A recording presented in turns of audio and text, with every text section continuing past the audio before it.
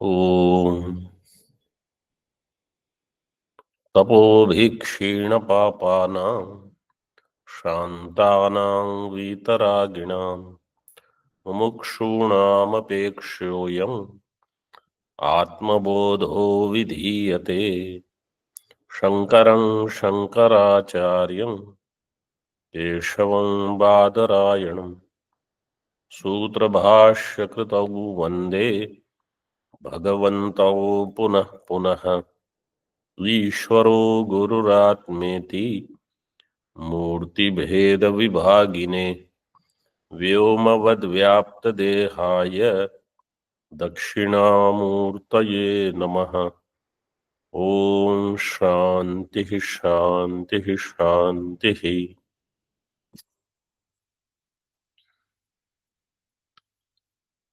आत्मबोध की इस प्रवचन श्रृंखला में हमने 59 श्लोक तक विचार किया है।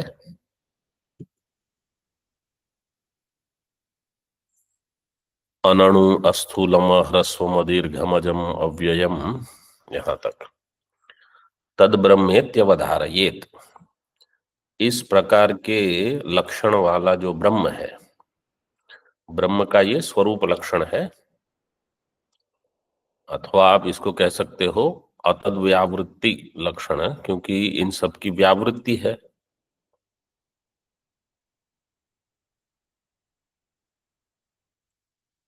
अणु, स्थूल, ह्रस्व, दीर्घ, जन्मा, व्यय सहित जो है, इन सब की व्यावृत्ति करने वाला ये लक्षण है। वह ब्रह्म मैं हूं, इस प्रकार से अवधारण किया जाए, इस प्रकार से निश्चय किया जाए, इस प्रकार से चिंतन किया जाए। आगे देखिए टीका में, पुनस्तदेव ब्रह्म ज्ञानार्थम श्लोकत्रयेण प्रथमम निरूपयति। उसी ब्रह्म को ज्ञान के लिए, ज्ञानार्थम,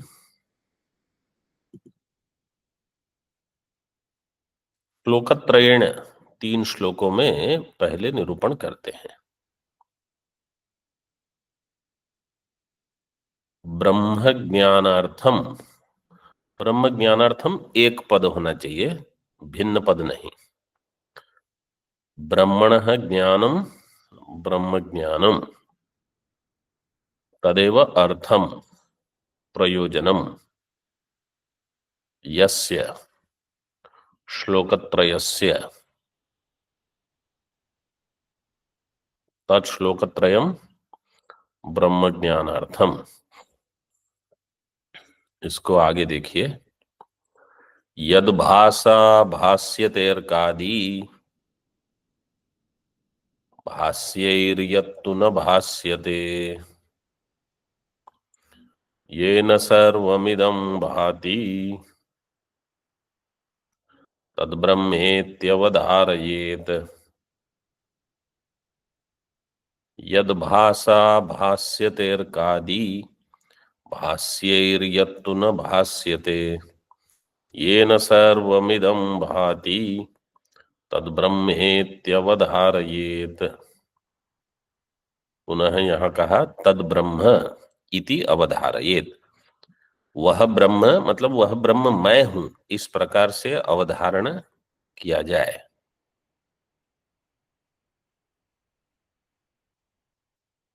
क्या है वो ब्रह्म, उसके बारे में बताते हैं। यद भाषा अर्कादि भाष्यते, भाष्यैहि यत्तु न भाष्यते येन इदं सर्वं भाति तद ब्रह्म। यद भाषा, यद भाषा का अर्थ है यस्य भाषा, यस्य भाषा अर्कादि भाष्यते, जिसके प्रकाश से अर्कादि, अर्क का अर्थ है सूर्य, सूर्य, चंद्रमा, अग्नि, विद्युत इत्यादि, भाष्यते, न्यायते, इन सब का भान होता है, जिसके प्रकाश के द्वारा। भाषा क्या विभक्ति है?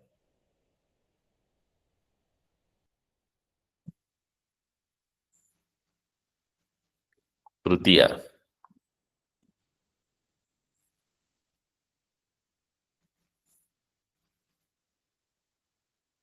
अर्कादि भाष्यते। यत्तु भाष्ये ही न भाष्यते। भाष्य क्या है इसमें?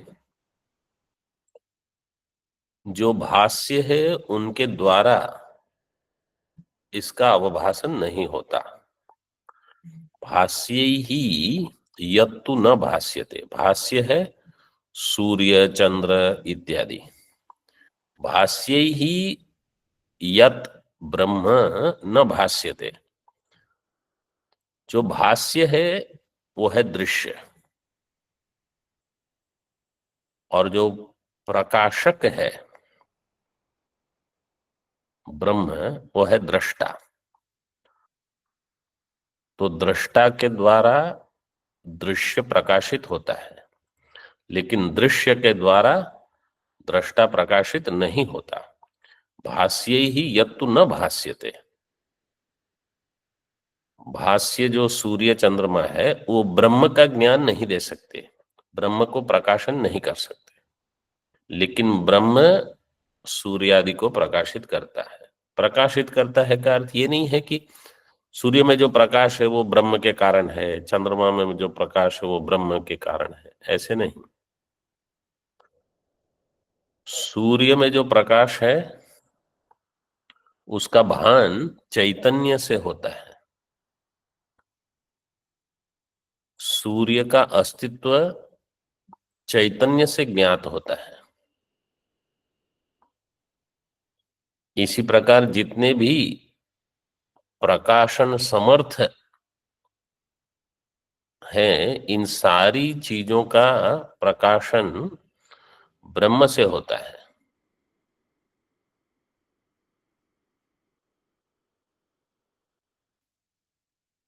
भाष्य ही यत्तु न भाष्यते। लेकिन जो भाष्य है वो चैतन्य को प्रकाशित नहीं करते। सूर्यादि घटपटादि को प्रकाशित कर सकते हैं, चैतन्य को नहीं। ये न सर्वम इदम भाति, जिसके द्वारा इदम सर्वम, जो जो इदम तया ज्ञात हो सकता है वो सब उस चैतन्य के द्वारा प्रकाशित हो जाता है। इदम तया क्या क्या ज्ञात होगा? बाह्य जगत इदम रूपेण ज्ञात होता है। हमारा शरीर, इंद्रिय, मन, बुद्धि, प्राण, अहंकार, ये सभी ईदनतया ज्ञात होते हैं। यहां तक कि अहंकार भी। हमारा जो अहम है आत्मा के लिए वही अहम इदम हो जाएगा।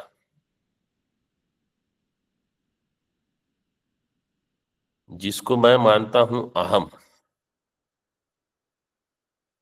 प्रमाता, दृष्टा, कर्ता, श्रोता, भोक्ता, मनता इत्यादि, आत्मा के लिए वो दृश्य है, इसलिए आत्मा के लिए वो इदम हो जाता है। और इसलिए अहम का अस्तित्व और उसका अभाव सुषुप्ति में, ये दोनों ब्रह्म प्रकाशित करता है। वह ब्रह्म मैं हूं।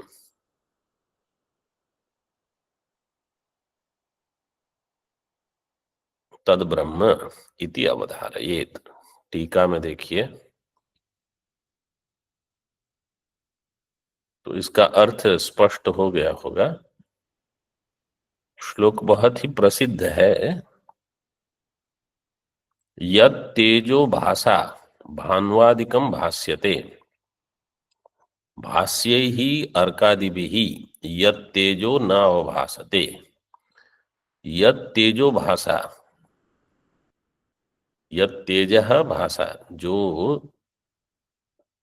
तेज के प्रकाश से, मतलब चैतन्य से, भानुवादिकम भाष्यते, भानुवादि ये सब प्रकाशित हो जाते हैं। भानुवादिकम भाष्यते, भाष्य ही अर्कादिभिः यत् तेजो न अवभासते। भाष्य ही अर्कादिभिः, जो भाष्य है सूर्य आदि, जिस तेज को, जिस चैतन्य को वो प्रकाशित नहीं कर सकते, यत् तेजो न अवभासते, जो तेज अर्कादि से प्रकाशित नहीं होता, मतलब अर्कादि का दृश्य नहीं होता, वो चैतन्य, और जिसके द्वारा सब प्रकाशित होता है वह ब्रह्म मैं हूं। इसमें यहां श्रुति दी है, प्रसिद्ध श्रुति है, न तत्र सूर्यो भाति न चंद्र तारकम नेमा विद्युतो भांति कुतोयम अग्नि तमेव भांतम अनुभाति सर्वम तस्य भाषा सर्वम इदम विभाति। तत्र न सूर्यो भाति, वहां सूर्य प्रकाशित नहीं होता, न तत्र सूर्यो भाति। न चंद्र तारकम,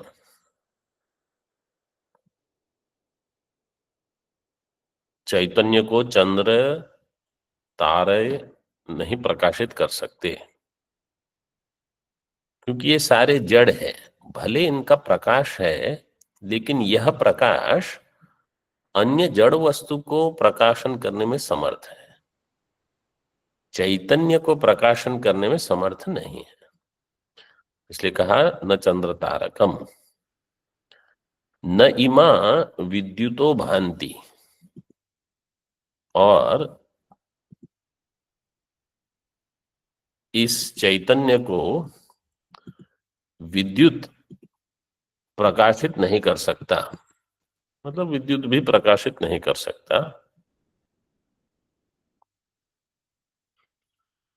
नेमा विद्युतो भांति कुतोयम अग्नि ही,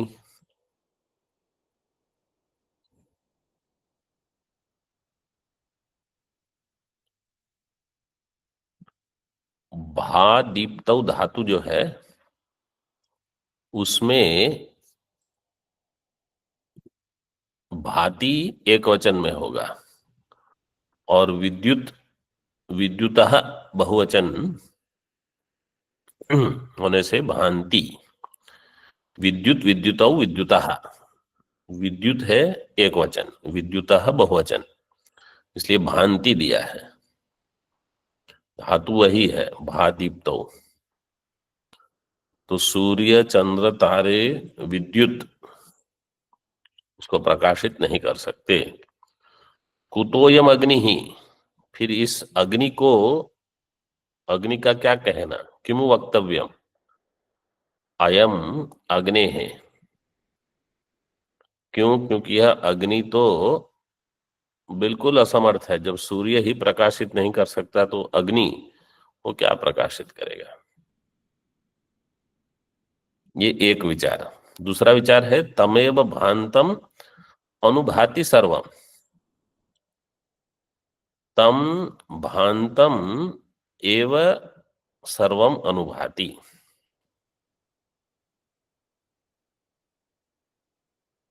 उसके प्रकाशित होने पर बाकी सब प्रकाशित हो जाता है।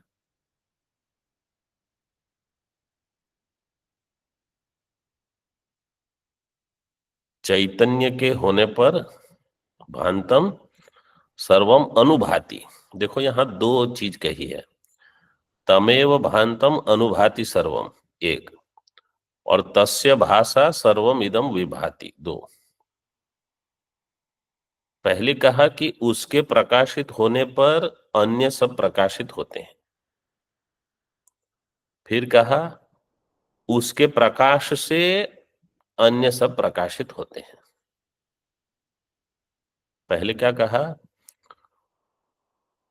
उसके प्रकाशित होने पर, होने से पश्चात अन्य सब प्रकाशित होते हैं। और दूसरी चतुर्थ पाद में क्या कहा, उसके प्रकाश से अन्य सब प्रकाशित होते हैं।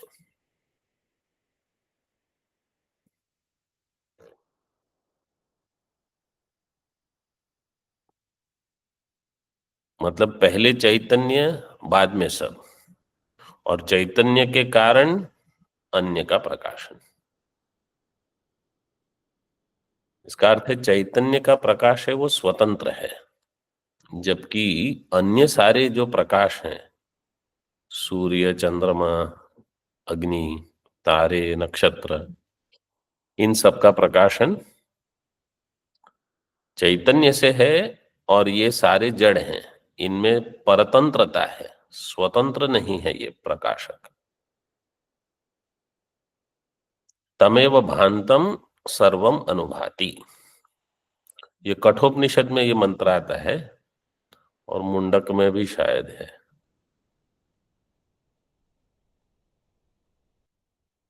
तस्य भाषा इदम सर्वम विभाति, जिसके प्रकाश से ये सब प्रकाशित होते हैं। तस्य भाषा इदम सर्वम विभाति।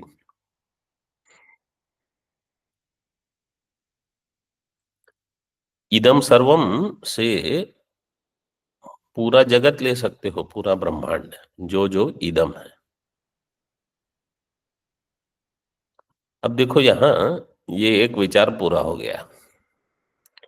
पहले जो श्लोक है उसका अर्थ, इसके बाद ये जो उद्धरण है उपनिषद का, महानारायण उपनिषद में भी है, ये प्रसिद्ध है, कठोपनिषद में भी है, श्वेताश्वतर में है शायद। तो इसका अर्थ हमने देख लिया। अब देखिए ये जो सूर्य है, सूर्य का अर्थ है, सूर्य किसके देवता है? इस इंद्रिय के। चक्षु चक्षुरिन्द्रिय चक्षुषो सूर्य, तत्वबोध में ऐसे आता है, चक्षुषो सूर्य।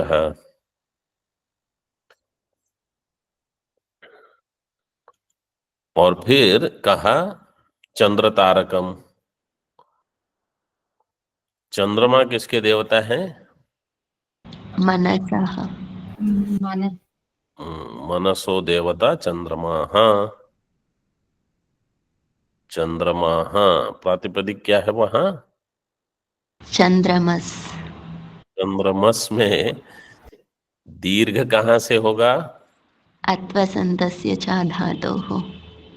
अत्वसंतस्य चा धातु हो चंद्रमा।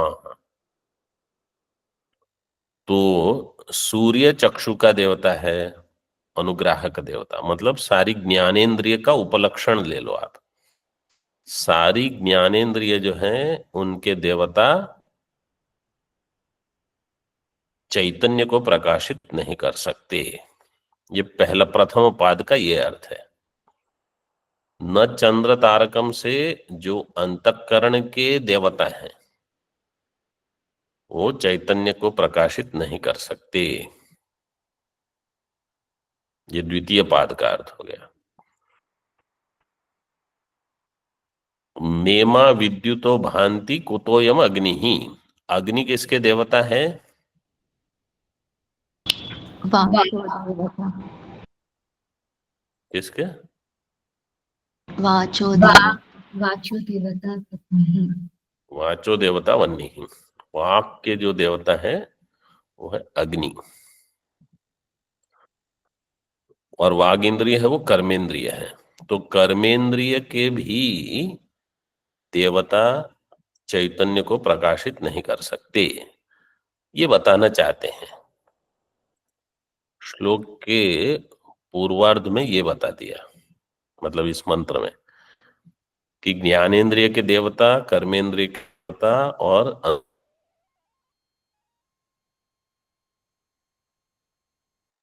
नहीं कर सकते।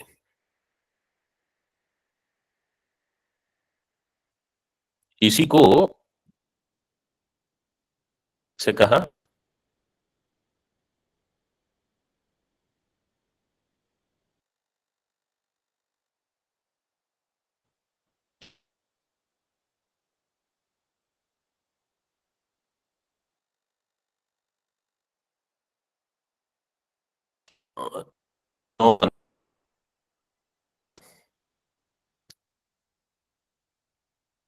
तो है कि इस इंद्रिय नहीं होंगे।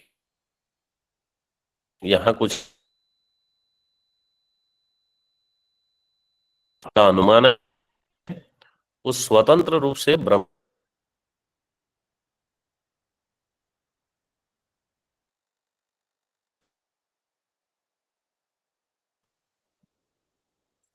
तो कौन प्रतिपादन करेगा इस ब्रह्म का? बोले ब्रह्म स्वयं प्रकाश है, तमेव भांतम अनुभाति सर्व।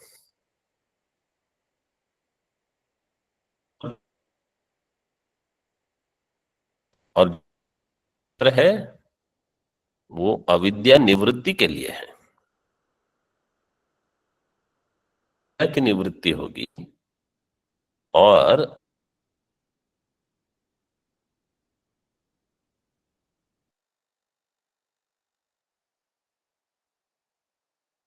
वो सारे प्रमाण से ही प्रकाशित होते हैं।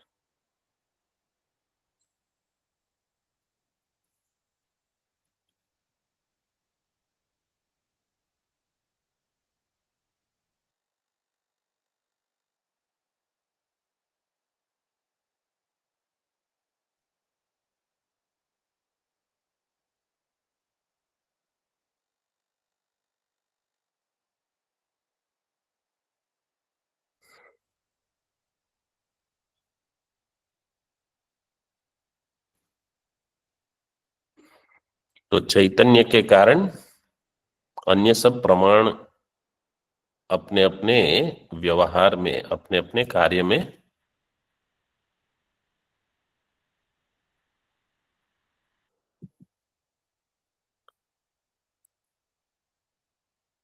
तस्य भाषा सर्वम इदम विभाति इति श्रुते है।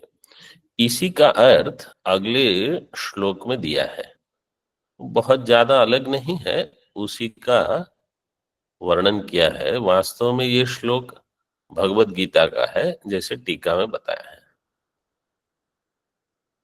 तथा गीता शास्त्रे येन सर्वमिदं भाति तद ब्रह्मेति जानीयात। तथा गीता शास्त्रे, गीता शास्त्र में तद भासयते सूर्यो न शशांको न पावकः यद् गत्वा न निवर्तन्ते तद्धाम परमं मम। यद् न तद् भासयते सूर्यो न शशांको न पावकः यद् गत्वा न निवर्तन्ते तद्धाम परमं ममेति इति करके वो श्लोक नहीं है, मतलब गीता का नहीं है, उद्धरण है, ऐसे यहाँ कहा।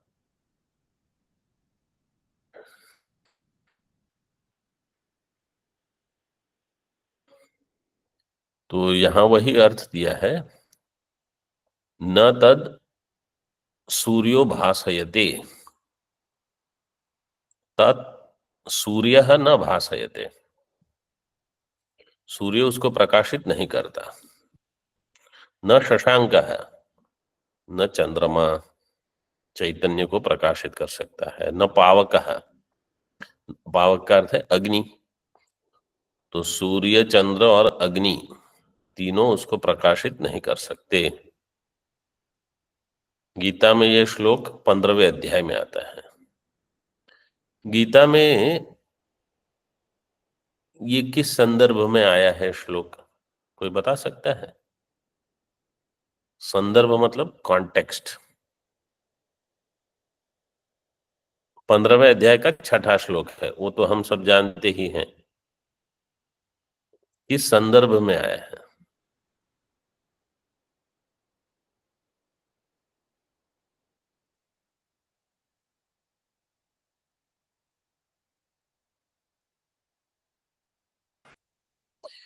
स्वामी जी, जीवन मुक्त का लक्षण? नहीं। तो जी जो परम पद का निरूपण किया है उसके आगे के श्लोकों में वो पद की व्याख्या, वो पद क्या है, अ, उसके लक्षण ये 6ठे श्लोक में बताए गए हैं। इसके बाद में तो जो बताया है वो 7वें श्लोक से ममैवांशो जीवलोके इत्यादि है ना। हाँ, परम पद तो बहुत बाद में है।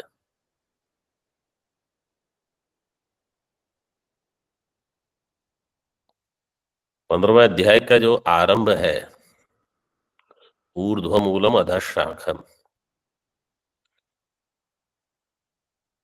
तो ऊर्ध्वमूल अधः शाख है, अश्वत्थ वृक्ष जो है उसमें ऊर्ध्वमूल क्या है, जिसके लिए कहा कि तमेव चाद्यम पुरुषम प्रपद्ये यतः प्रवृत्ति ही प्रसृता पुराणी, और उसके लिए अधिकारी के लिए लक्षण दिए, निर्माण मोहाजित संग दोषा अध्यात्म नित्या विनिवृत्त कामः द्वंद्वैः विमुक्ताः सुख दुख संज्ञैः गच्छन्ति अमूढ़ाः पदम अव्ययम तत्, तत् अव्ययम पदम गच्छन्ति। तो अव्यय पद क्या है वो बताया है यहाँ। तो अब इस प्रकार से बताने से क्या लाभ है कि वहां सूर्य प्रकाशित, उसको सूर्य प्रकाशित नहीं करता, उसको चंद्रमा प्रकाशित नहीं करता, अग्नि प्रकाशित नहीं करता। ये उस पद को इस तरह से बताए जाने से किसको लाभ होगा? इसका अर्थ ये है कि वो ज्ञानेंद्रिय का विषय नहीं है, वो कर्मेंद्रिय का विषय नहीं है, अंतःकरण का वो विषय नहीं बनेगा, वो किसी का विषय नहीं बनेगा। एक, और दूसरा, जिसको जानने से पुनरावर्तन नहीं होगा। यद गत्वा न निवर्तन्ते का अर्थ क्या है कि जिसके ज्ञान से परम पुरुषार्थ की प्राप्ति हो जाएगी, मोक्ष की प्राप्ति हो जाएगी।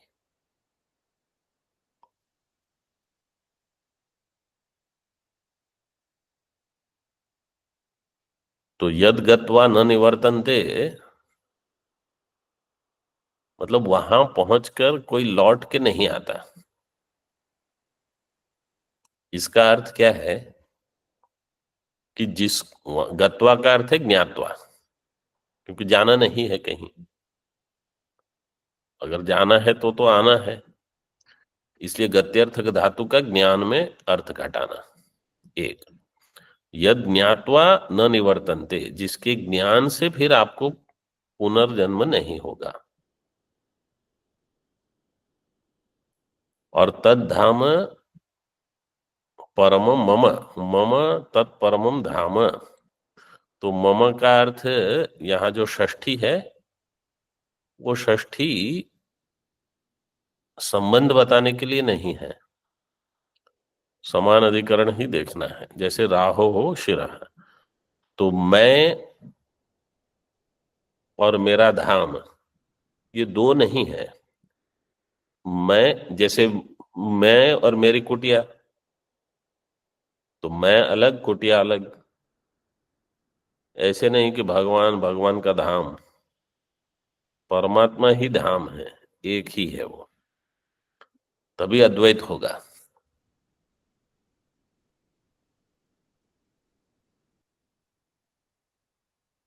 तद धाम परमम मम। फिर नीचे टीका में कहा, ये न सर्वम इदम भाति तद ब्रह्म इति जानीयात। ऐसे ये न सर्वम इदम भाति, ये 60 का है।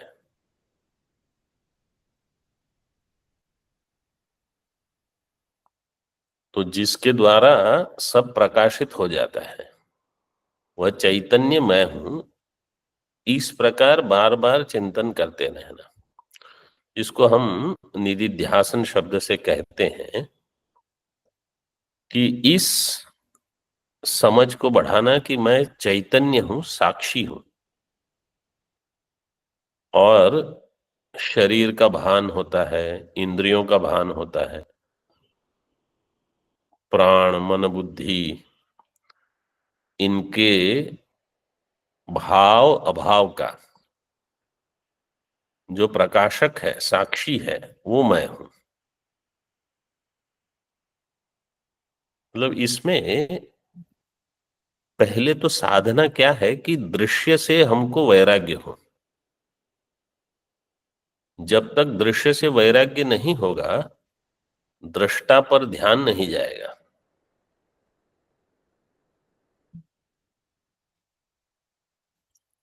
तो दृश्य से वैराग्य आवश्यक है। और फिर हमारे राग द्वेष की निवृत्ति कैसे हो? क्योंकि दृश्य में अगर राग है तो दृश्य का ही चिंतन होगा, दृश्य में अगर द्वेष है तो भी दृश्य का ही चिंतन होगा। दृश्य मतलब कोई भी वस्तु, तो उसके दृष्टा पर ध्यान नहीं जाएगा।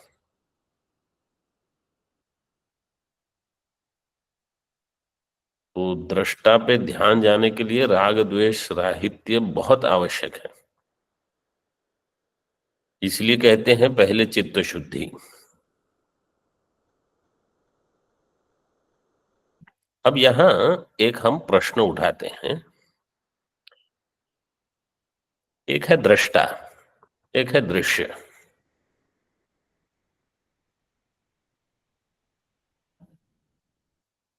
दृष्टा में दृश्य अध्यस्त होता है, ऐसा वेदांत का कहना है। दृष्टा में दृश्य अध्यस्त। दृग दृश्य विवेक जब हम करते हैं, वास्तव में वहां दो पदार्थ नहीं है, एक दृष्टा एक दृश्य। दृष्टा में दृश्य अध्यस्त है, इसलिए दृश्य की स्वतंत्र सत्ता नहीं है।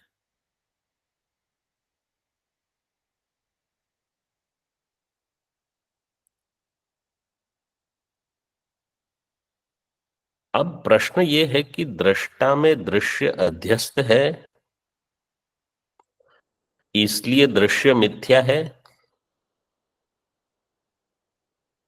अथवा दृश्य मिथ्या है इसलिए दृष्टा में दृश्य अध्यस्त है।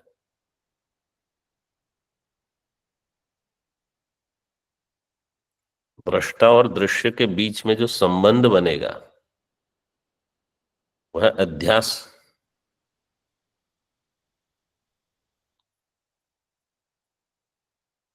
तो जगत मिथ्या है इसलिए दृष्टा में दृश्य अध्यस्त होता है, अथवा चूंकि दृष्टा में दृश्य अध्यस्त है इसलिए जगत मिथ्या है। और इसमें अन्योन्य आश्रय है, मतलब एक के होने पर दूसरा सत, दूसरा होने पर पूर्व सत हो जाएगा। तो इस अन्योन्य आश्रय की, अन्योन्य आश्रय जो है वो दोष है। इसकी असिद्धि, इस प्रश्न को आप थोड़ा आज सोचिए और फिर कल हम इस पर विचार करके आगे बढ़ेंगे।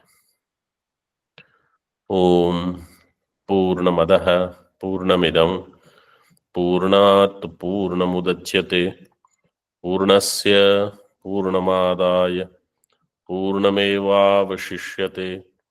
ओम शांति शांति शांति। शंकरं शंकराचार्यं केशवं बादरायणं सूत्रभाष्यकृतौ वन्दे भगवन्तौ पुनः पुनः। ईश्वरो गुरुरात्मेति मूर्तिभेदविभागिने व्योमवद्व्याप्तदेहाय दक्षिणामूर्तये नमः। ओम शांति शांति शांति।